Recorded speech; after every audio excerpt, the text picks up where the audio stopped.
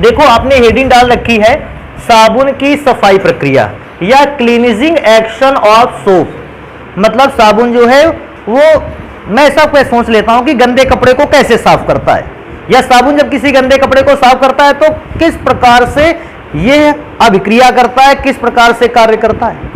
तो पहली बात तो देखो मैं वो लिखाऊंगा जो पुरानी है।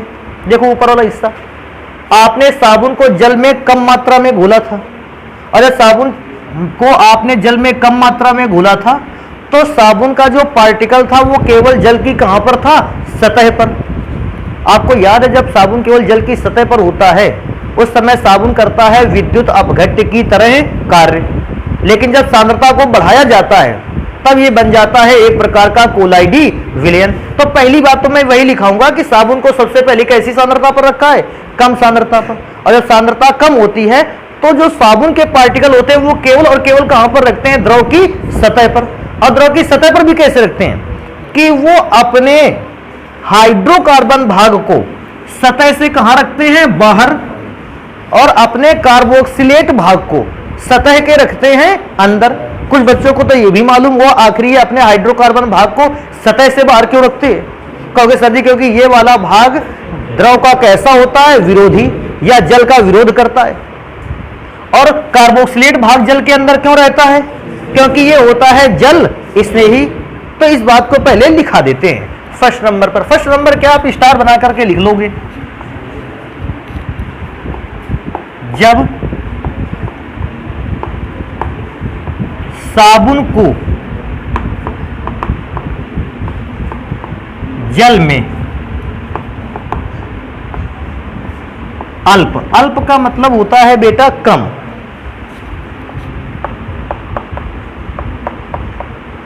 अल्प सांद्रता पर रखा जाता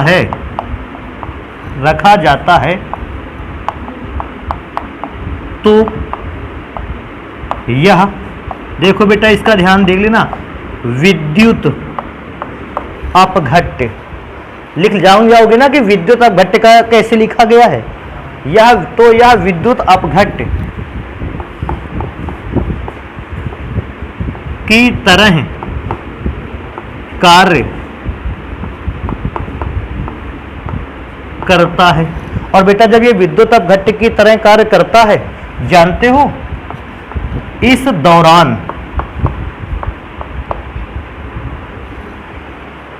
साबुन का जो पूंछ वाला भाग होता है वो द्रव से कहां रहता है, बाहर, दूर, और जो सिर वाला भाग होता है, सिर का मतलब जान रहे हो, कार्बोक्सिलेट भाग, वो रहता है द्रव के अंदर। तो इस दौरान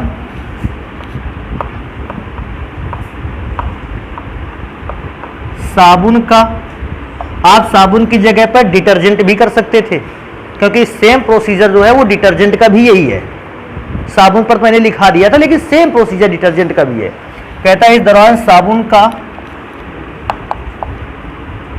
पूंछ वाला भाग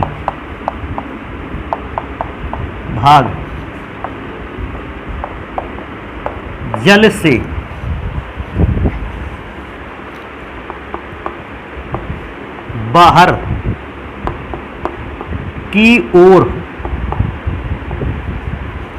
बाहर की ओर होता है,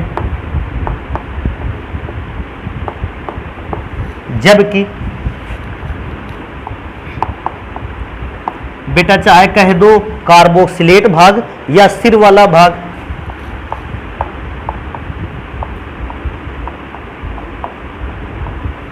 सिर वाला भाग, या बेटा इसी को हम कह सकते थे कार्बोक्सिलेट भाग। देखो मैं लिख भी देता हूं, सिर वाला भाग या कार्बोक्सिलेट भाग, कार्बोक्सिलेट भाग या कार्बो, जबकि सिर वाला भाग या जिसको कार्बोक्सिलेट भाग कहते हैं, जल की सतह पर अंदर की ओर होता है, अंदर की ओर होता है।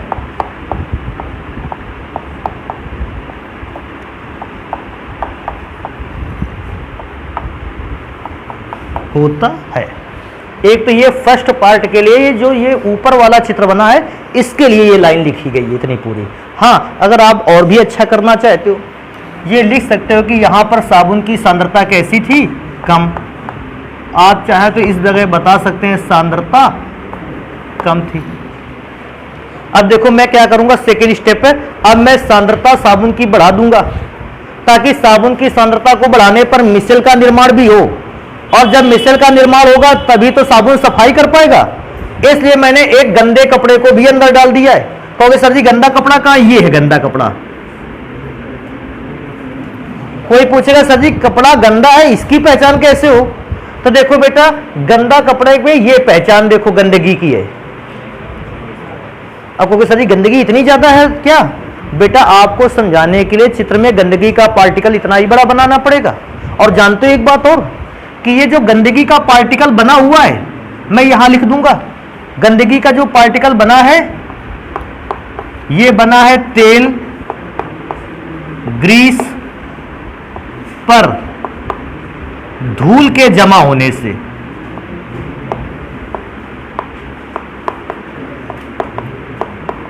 जानते हो आपके भी जब कपड़े गंदे होते हैं उसका मुख्य रीजन होता है तेल या ग्रीस।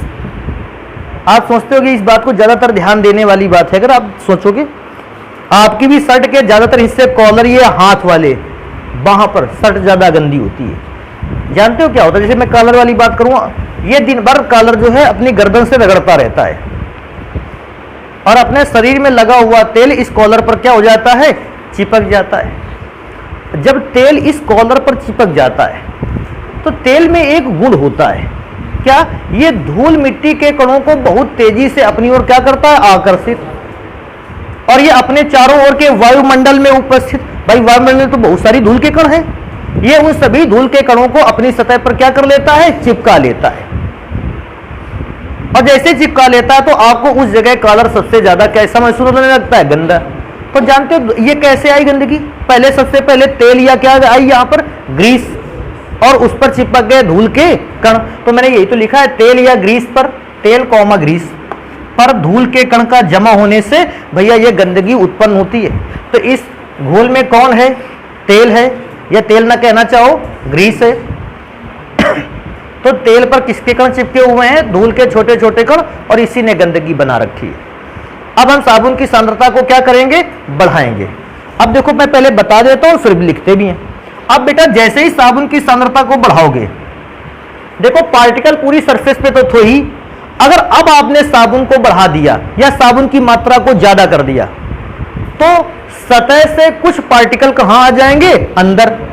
और बेटा जैसे ही सतह से पार्टिकल अंदर आएंगे, ध्यान देने वाली बात है, ये पार्टिकल देखो सतह से अंदर आ गया, ये पार्टिकल भी सतह से कहां गया, अंदर।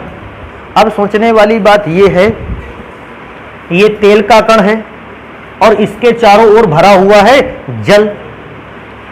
हाइड्रोकार्बन वाला भाग क्योंकि तेल का स्नेही था, यह हाइड्रोकार्बन वाला भाग तेजी से साबुन के इस आयन का, हाइड्रोकार्बन वाला भाग तेजी से इस तेल के कण के अंदर क्या हो जाएगा, घुस जाएगा।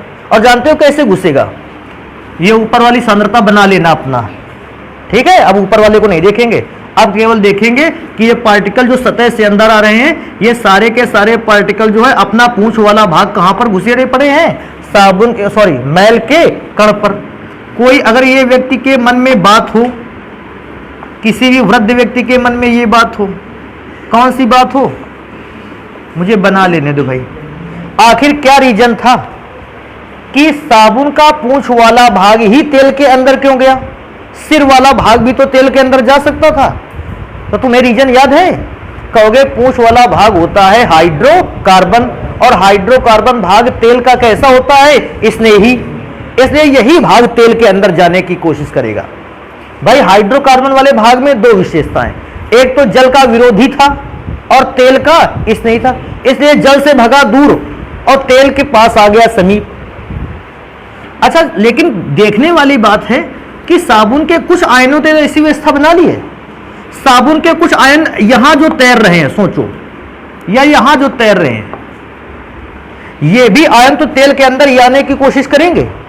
और जब ये आयन तेल के अंदर आने की कोशिश करेंगे तो इनको देखो इधर से जगह नहीं मिल पा रही है, और जब जगह नहीं मिल पा रही तो ये वाला आयन आके इन आयनों को ऊपर की ओर क्या करेगा, धक्का देगा। धक्का क्यों देगा, देखो इस पे कैसा चार्ज है, नेगेटिव, और इस पे भी कैसा चार्ज है, नेगेटिव। जब ये नेगेटिव चार्ज आयन इसके बीच में आने की कोशिश करेगा, तेल की ओर अपना पूंछ वाला भाग भेजेगा, तो साबुन का ये नेगेटिव आयन साबुन के इस नेगेटिव आयन के द्वारा क्या किया जाएगा, प्रतिकर्षित। और जब प्रतिकर्षित किया जाएगा तो सोचो ये वाला आयन कहां की ओर उठेगा, ऊपर की ओर। और जब ये वाला आयन ऊपर की ओर खिंचाव महसूस करेगा,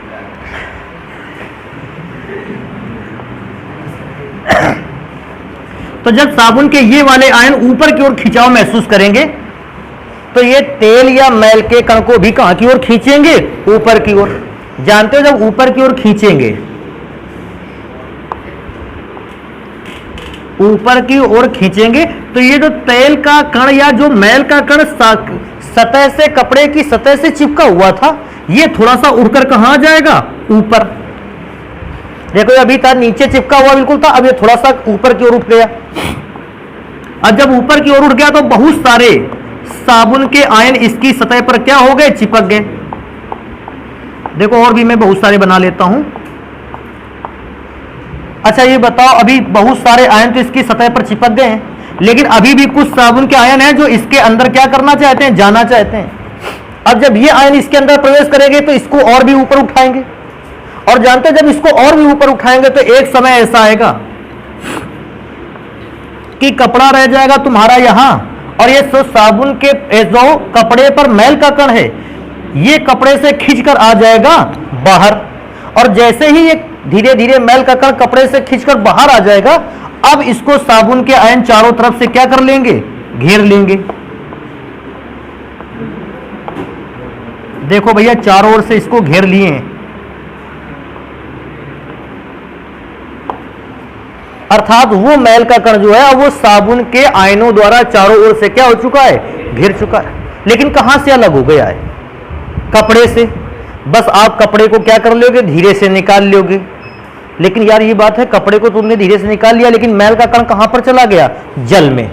इसलिए तुमने इस बात को देखो, गंदे कपड़े को धुलने पर सारी की सारी गंदगी कहां पहुंच जाती है, जल में। और जल कैसा हो जाता है, जल जो है वो गंदा क्यों हो गया, तो जल बेटा इसलिए गंदा हो गया क्योंकि आपने देखोगे ये निगेटिव चार्ज वाला पार्ट बाहर है ना, ये निगेटिव चार्ज वाला पार्ट होता है जल का स्नेही, और इसने उस मैल के कण को कहां पर घोल दिया है, जल में। क्योंकि जल स्नेही भाग ही किसी पदार्थ को जल में क्या कर सकता है, घोल सकता है। तो ये जितना भी मैल का कण था उसको इसने जल में घोल दिया, हमने धीरे से कपड़े को क्या कर लिया, बाहर निकाल लिया। इस प्रकार से बनी हुई आकृति को जानते हो क्या कहते हैं, मिसेल। ऐसा पहले भी आपने पढ़ रखा था, तो इस बात को हम लिखा देते हैं केवल। देखो यहां पे अब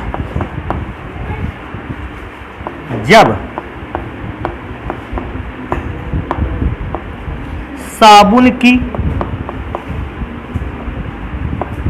जल में सांद्रता को बढ़ाते हुए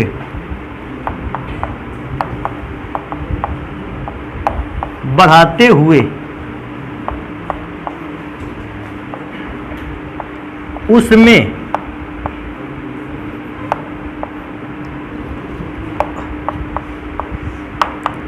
गंदगी युक्त कपड़े, उसमें गंदगी युक्त कपड़े को डाला जाता है, कपड़े को डाला जाता है। तो गंदगी युक्त कपड़े को जैसे ही डालते हैं, डाला जाता है, साबुन के आयन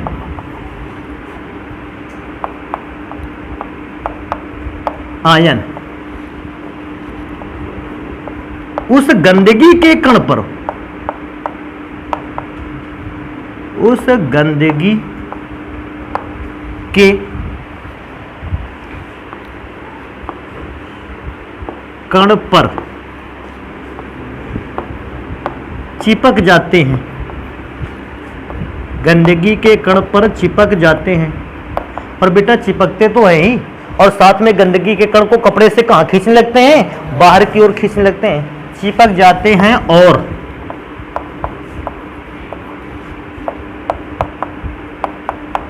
गंदगी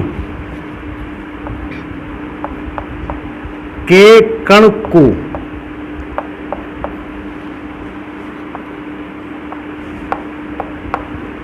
कपड़े की, बेटा मैंने कपड़ा जरूर लिख रखा है, लेकिन आप अगर बर्तन धुल रहे हो तो आप बर्तन के सतह भी लिख सकते हो, समझ रहे हो। कपड़े धुलने का काम अभी हम लोगों ने पकड़ा हुआ है, लेकिन यहीं तक सीमित रखना, इससे आगे ना जाना बेटा, ठीक है। कपड़े पर चिपक जाते हैं और गंदगी को कण को कपड़े की सतह से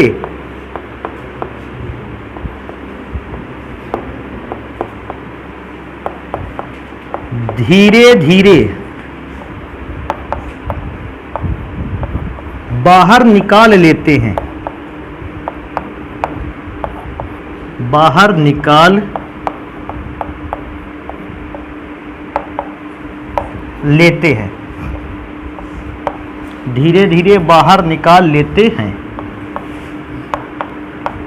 जिससे जो गंदगी का कण होता है, गंदगी का कण नहीं था, वो धीरे धीरे क्या होता है, कपड़े से आ गया बाहर, और जब कपड़े से बाहर आ गया तो कपड़ा तुम्हारा कैसा हो गया, साफ। तो मैंने क्या लिखा है, सतह से धीरे धीरे बाहर निकाल लेते हैं, जिससे गंदगी का कण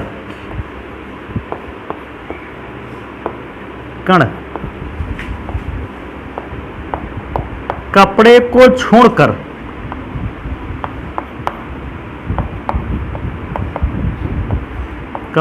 छोड़कर जल में घुल जाता है, जल में घुल जाता है। ये 2 बार है, घुल जाता है। अतः साबुन और गंदे कपड़े के मध्य, मैं फिर से रिपीट कर दे रहा हूं बेटा, साबुन की जगह पर ऐसा भी बोल सकता था डिटर्जेंट, क्योंकि दोनों का ही सेम काम है। अपने आज जो पेपर में क्वेश्चन भी आए हैं वो साबुन की सफाई प्रक्रिया के नाम से आए हैं, डिटर्जेंट की सफाई प्रक्रिया के नाम से नहीं आया है। नहीं, मैं उसको भी बता देता, लिखना सारी चीजें वही है, बस डिटर्जेंट बोल देना है केवल तुमको। अतः साबुन और गंदे कपड़े के मध्य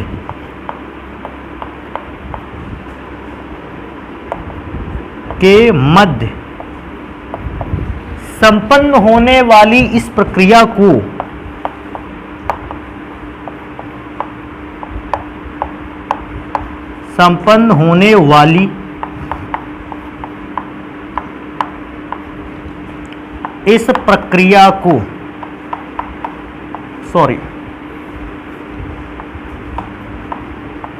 होने वाली इस प्रक्रिया को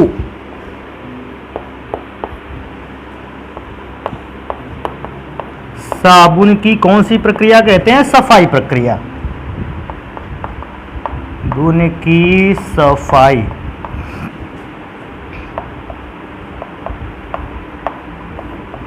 प्रक्रिया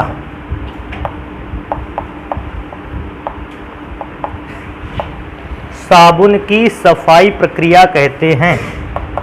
तो इस प्रकार से ये वाली बात तुमको पता है कि जब ये पार्टिकल मैल का कपड़े की सतह को छोड़कर जल में चला जाता है, तो जो साबुन का आयनिक भाग है, ये आयनिक भाग देखो करता क्या, तुमको खुद दिख रहा होगा, मैल का कण है बीच में और साबुन के आयन चारों तरफ से इसको क्या कर रहे हैं, खींच रहे हैं। और ये फिर धीरे से करते क्या है, ये सारे के सारे साबुन के आयन मैल के कण को तेजी से बाहर की ओर खींचते हैं, और साबुन के कण जो है वो मैल के छोटे छोटे टुकड़े कर देते हैं, और छोटे छोटे टुकड़े कर उसे कहाँ घोल देते हैं, जल में। और जैसे ही मैल के छोटे छोटे टुकड़े कर उसे जल में घुलते हैं, आप अपने कपड़े को उस गंदे पानी से कहाँ निकाल लेते हो, बाहर, और इस प्रकार से कपड़े को क्या कर लेते हो, साफ। वैसे ऐसा भी हो सकता था कि आप इसमें से और भी ज्यादा फिगर बना लेते। मैं बस इसी बात को समझा रहा था कि ये मैल का जो कण है धीरे धीरे कहाँ उठने लगेगा, ऊपर, और ये आपको जितने कम फिगर से समझ में आएगा उतना ही अच्छा है। मैं देखता कि आपको और भी चीजें नहीं समझ में आ रही, तो मैं इसको मैल के कण को उठते हुए 1-2 फिगर और बना देता। लेकिन इससे कोई फायदा आपको मिलने वाला नहीं था। जितने भी फिगर बने हुए हैं मेरे ख्याल से सारे के सारे बेटर हैं इस बात को समझने के लिए कि साबुन किसी भी कपड़े पर या बर्तन पर सफाई प्रक्रिया पर कैसे हिस्सा लेता है। तो ध्यान रखना है बेटा इस बात को, साबुन की सफाई प्रक्रिया वाली, इसको नोट कर लेंगे और बाकी की घटनाओं को पढ़ेंगे अभी अगली क्लास पे।